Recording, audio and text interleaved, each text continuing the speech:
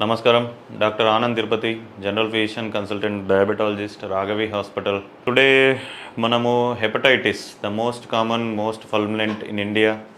We are discussing about hepatitis disease today.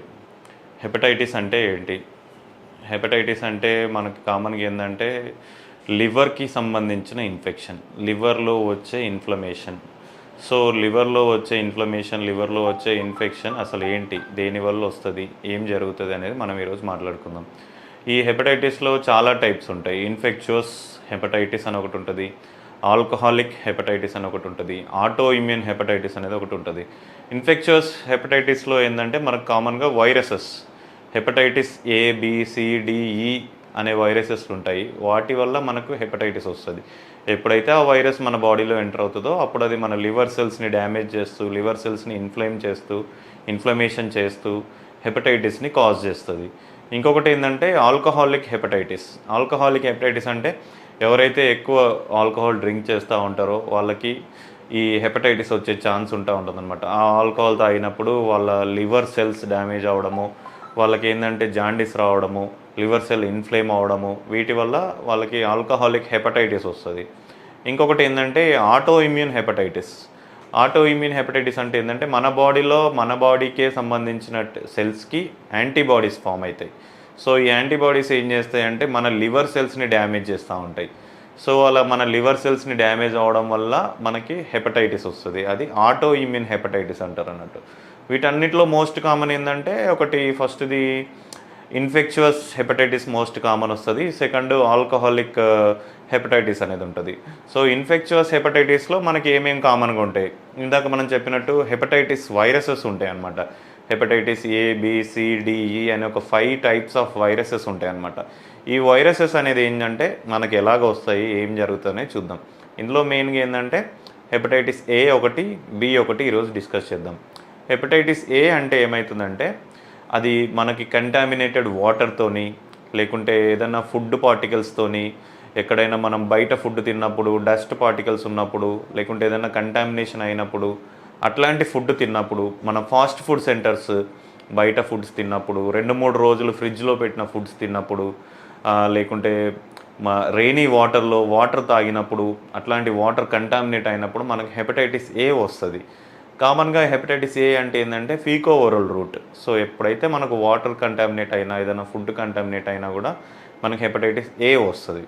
Hepatitis ఏలో వచ్చింది అని నీకు ఎలా తెలుస్తుంది? ఒక పేషెంట్కి హెపటైటిస్ ఏ వచ్చిందని ఎలా తెలుస్తుంది అంటే ఆ పేషెంట్కి ఏమైందంటే తిన్న వెంటనే అతనికి వామిటింగ్స్, లూజ్ మోషన్స్, కడుపు నొప్పి రావడము, హెడేక్ రావడము, లేదంటే చాలా నీరసంగా అయిపోవడము, లో గ్రేడ్ ఫీవర్స్ ఉంటాయి వీళ్ళకి, లో గ్రేడ్ ఫీవర్స్ ఉండడము, ఇలా జరుగుతూ ఉంటుంది. సో మనం ఎలా ఐడెంటిఫై చేయాలి ఏంటి? ఒకవేళ కనుక ఆ పేషెంట్కి ఎక్కువ లూజ్ మోషన్స్ అయినా, ఎక్కువ వామిటింగ్స్ అయినా కూడా, కడుపు నొప్పి వచ్చినా, లేకుంటే ఫీవర్స్ వస్తున్నాయి అన్నా కూడా వెంటనే మీరు డాక్టర్ని సంప్రదించాల్సి ఉంటుంది. వెంటనే డాక్టర్ని సంప్రదించినప్పుడు అతనికి కావాల్సినటువంటి ట్రీట్మెంట్, కావాల్సిన టెస్టులు చేసి మనకు హెపటైటిస్ ఏ ఉందా లేదా అని నిర్ధారించిన తర్వాత మీకు హెపటైటిస్ ఏ గురించిన టెస్టులు చేయాల్సి ఉంటుంది. టెస్టుల తర్వాత మీకు ట్రీట్మెంట్ చేయాల్సి ఉంటుంది. సో ఇది హెపటైటిస్ ఏ గురించి. హెపటైటిస్ బి అంటే ఏమవుతుంది? హెపటైటిస్ బి అనేది ఏంటంటే చాలా లాంగ్ యాక్టింగ్ మన బాడీలో ఉండిపోతుంది. హెపటైటిస్ బి అంటే ఏంటంటే ఒక పేషెంట్కి హెపటైటిస్ బి వస్తే అతని నుంచి మనకు వచ్చేస్తుంది. ఫర్ సపోజ్ మన ఇంట్లో ఎవరో ఒకరికి వచ్చింది అనుకుందాము, అతన్ని టచ్ చేయడం వల్ల కానీ, అతని బాడీ ఫ్లూయిడ్స్ వల్ల కానీ, అతని టంగ్ మన ఏమంటారు మనకి లాలాజలం దీనివల్ల కానీ, అతని స్వెట్ వల్ల కానీ, అతని బ్లడ్ వల్ల కానీ ఇంకొకరి నుంచి ఇంకొకరికి స్ప్రెడ్ అవుతూ ఉంటుంది. సో హెపటైటిస్ బి అనేది కొంచెం డేంజరస్. ఎందుకంటే ఇది మన బాడీలో ఎప్పటికీ లైఫ్ లాంగ్ మన లివర్లోనే ఉండిపోతుంది. అది ఎప్పుడైనా సరే అది ఇన్ఫ్లమేషన్ చేస్తూ ఉంటుంది. సో లివర్ సెల్స్ డ్యామేజ్ అవుతూనే ఉంటుంది. అందువల్ల మనకి లివర్ సిరోసిస్ వస్తుంది. క్రానిక్ కేసెస్లో లివర్ సిరోసిస్ వస్తుంది అనమాట.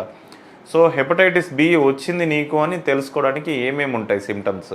హెపటైటిస్ బి వచ్చిందని తెలుసుకోవడానికి ఇందులో వీళ్ళకి ఏమి మోషన్స్, వామిటింగ్స్ అనేది ఏమి ఉండదు. ఓన్లీ హెపటైటిస్ ఏలో మాత్రమే అట్లా ఉంటుంది. కానీ హెపటైటిస్ బిలో ఏముంటుంది అంటే మనకి జాండిస్ వస్తుంది, కళ్ళన్నీ పచ్చగా అయిపోతూ ఉంటుంది, జాండిస్ వస్తూ ఉంటుంది, బాడీ పెయిన్స్ వస్తాయి, లో గ్రేడ్ ఫీవర్స్ వస్తూ ఉంటుంది. వాడికి టేస్ట్ బర్డ్స్ తెలియవు, అసలు ఆకలి ఉండదు, రుచి ఉండదు, స్మెల్స్ ఉండవు, వాడికి స్మెల్ కూడా ఉండదు.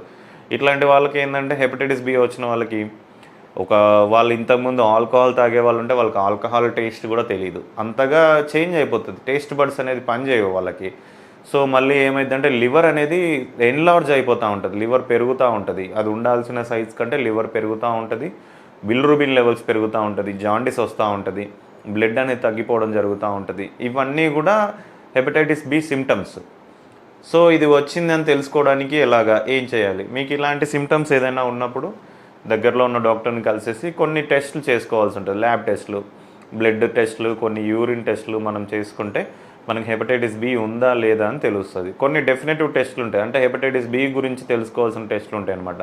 Hepatitis B surface antigen test, antibody test, hepatitis E antigen test, core antibody test, ఇలా కొన్ని టెస్టులు ఉంటాయి. వీటన్నిటిని బట్టి మనకి ఏంటంటే హెపటైటిస్ బి ఉందా లేదా అనే కన్ఫర్మ్ అవుతుంది. ఒకవేళ ఉంటే ఎంత సివియర్గా ఉంది, ఎంత మైల్డ్గా ఉంది, ఎంత మోడరేట్గా ఉంది అనేది తెలుసుకోవాల్సి వస్తుంది.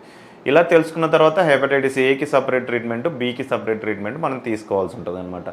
సో అసలు నాకు ఇదంతా కాదు సార్, నాకు హెపటైటిస్ వైరసే రావద్దు నా బాడీకి, నేను ఏం చేయాలి? మీకు అసలు హెపటైటిస్ వైరస్ మీకు సోకొద్దు, మీకు రావద్దు అని మీరు అనుకుంటే ఏం చేయాలి? మీరు ఏం చేయాలంటే హెపటైటిస్ వ్యాక్సిన్స్ ఉంటాయన్నమాట. హెపటైటిస్ ఏ వ్యాక్సిన్ ఉంటుంది, బి వ్యాక్సిన్ ఉంటుంది. మీరు ఈ వ్యాక్సిన్స్ వేయించుకున్నారనుకోండి, మీకు లైఫ్ లాంగ్ ఒక ప్రొటెక్షన్ ఉంటుంది. సో మీరు ఎప్పుడైనా సరే బయట ఫుడ్ తిన్నా, ఎవరైనా హెపటైటిస్ బి వచ్చిన వాళ్ళని కాంటాక్ట్ చేసినా మీకు అది ఒక ప్రొటెక్షన్ లాగా ఉంటుంది, కాబట్టి మీకు అది వచ్చే chances very less. So hepatitis A vaccine వేసుకోవాలి, హెపటైటిస్ బి వ్యాక్సిన్ రెండు వేసుకోవాల్సి ఉంటుంది. కామన్గా ఏంటంటే హెపటైటిస్ బి అనేది చాలా సీరియస్ కండిషన్ కాబట్టి మనం హెపటైటిస్ బి వ్యాక్సిన్ అనేది వేసుకోవాల్సి ఉంటుంది. ఈ వ్యాక్సిన్ ఏంటంటే 3 వ్యాక్సిన్స్ వేసుకోవాలి, తర్వాత ఒకటి బూస్టర్ డోస్ వేసుకోవాలి. ఫస్ట్ ఇప్పుడు వేసుకొని 1 మంత్కి, తర్వాత ఇంకొక సెకండ్ మంత్, 1 మంత్కి 2 మంత్స్ తర్వాత 3 వ్యాక్సిన్స్ వేసుకొని 1 ఇయర్ తర్వాత ఒక బూస్టర్ డోస్ వేసుకోవాలి. ఇలా వేసుకోవాలి. లేదంటే హెపటైటిస్ ఏ ప్రోన్, నేను వేరే స్టేట్స్కి వెళ్తాను, వేరే ప్లేసెస్కి వెళ్తాను, నేను ఎక్కడెక్కడో తిరగాలి, నేను ట్రావెలర్. కామన్గా ఏంటంటే ట్రావెలర్స్కి హెపటైటిస్ ఏ ఎక్కువ వచ్చే ఛాన్స్ ఉంటుంది. సో ట్రావెలర్స్ ఎవరైతే ఎక్కువగా ట్రావెల్ చేస్తారో, వేరే స్టేట్స్కి వెళ్ళడము, ట్రావెలింగ్ చేయడం వాళ్ళు ఉన్న వాళ్ళకి హెపటైటిస్ ఏ ఎక్కువగా వచ్చే ఛాన్స్ ఉంటుంది. ఎందుకంటే వాళ్ళు కంటామినేటెడ్ ఫుడ్స్, కంటామినేటెడ్ వాటర్ తీసుకుంటూ ఉంటారు, ఎక్స్పోజ్ అవుతూ ఉంటారు. సో వాళ్ళు హెపటైటిస్ ఏ వ్యాక్సిన్ అనేది మీరు వేయించుకొని ఎంత దూరమైనా ట్రావెల్ చేయొచ్చు. ఇట్లాంటి కండిషన్స్లో మనం వ్యాక్సిన్స్ తీసుకోవడం అనేది చాలా బెటర్. సో మీరు ఇలాంటి ఇన్ఫెక్షియస్ హెపటైటిస్ నుంచి కాపాడుకోవాలంటే మీరు వ్యాక్సిన్స్ తీసుకొని కాపాడుకోవచ్చు. Thank you.